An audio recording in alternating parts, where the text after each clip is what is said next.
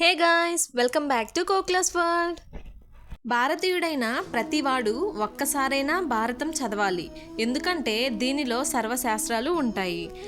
తింటే గారెలే తినాలి, వింటే భారతం వినాలి అని ఎవరు ఎప్పుడు అన్నారో తెలియదు, కానీ అన్న వ్యక్తి మాత్రం మహాజ్ఞాని అయి ఉంటాడు. ఎందుకంటే గారెలు కేవలం రుచిభరితమే కాకుండా శక్తి సమ్మేళితం కూడా.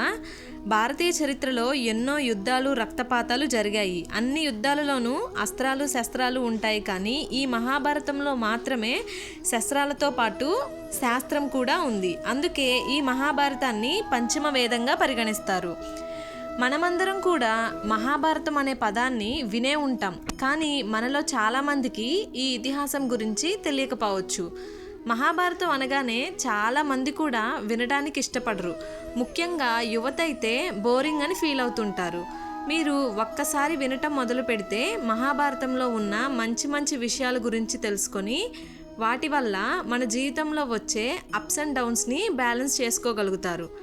ఈ మహాభారతం మొత్తం కూడా వీడియోస్ ఫామ్లో తయారు చేసి మన ఛానల్లో అప్లోడ్ చేస్తాను. మీలో ఎవరికైతే మహాభారతం వినాలనుందో, అలాగే మన భారతీయ సంస్కృతి సాంప్రదాయాల గురించి తెలుసుకోవాలని ఆసక్తిగా ఉందో వాళ్ళందరూ కూడా మన ఛానల్ని సబ్స్క్రైబ్ చేసి మీ సపోర్ట్ను లైక్స్ అండ్ కామెంట్స్ రూపంలో తెలియజేయండి. Thank you.